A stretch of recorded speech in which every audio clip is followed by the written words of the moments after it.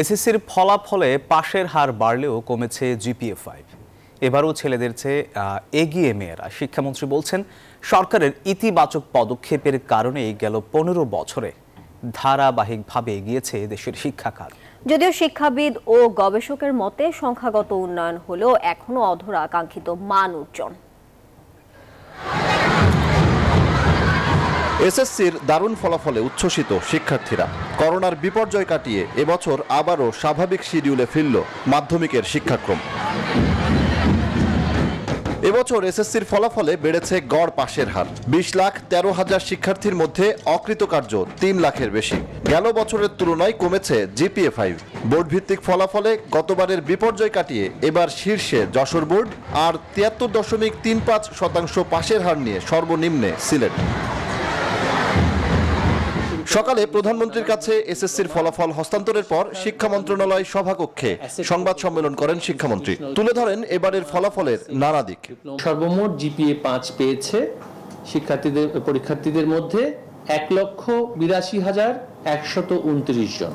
মন্ত্রী বলেন, গেল 15 বছরে শিক্ষার্থীর সংখ্যায় প্রমাণ করে শিক্ষার উন্নয়নে সরকারের নানা পদক্ষেপের ইতিবাচক ফল। শূন্য পাশ করা শিক্ষা প্রতিষ্ঠানের বিরুদ্ধে সরকারের কঠোর হওয়ার বার্তাও দেন শিক্ষামন্ত্রী।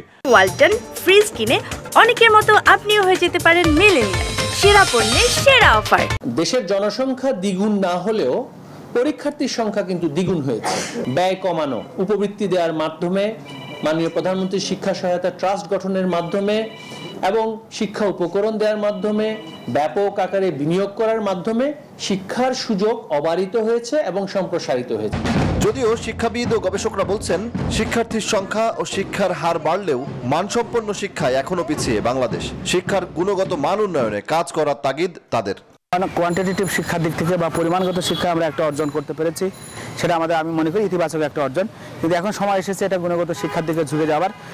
এসএসসির ফলাফলে পরপর 3 বছর ছাত্রদের তুলনায় ছাত্রীদের এগিয়ে থাকা দেশের নারী শিক্ষার উন্নয়নে ইতিবাচক বার্তা দেয় বলেও মনে করেন শিক্ষাবিদ ও গবেষকরা। শিক্ষা জীবনের একটি গুরুত্বপূর্ণ ধাপ পার করলেন শিক্ষার্থীরা।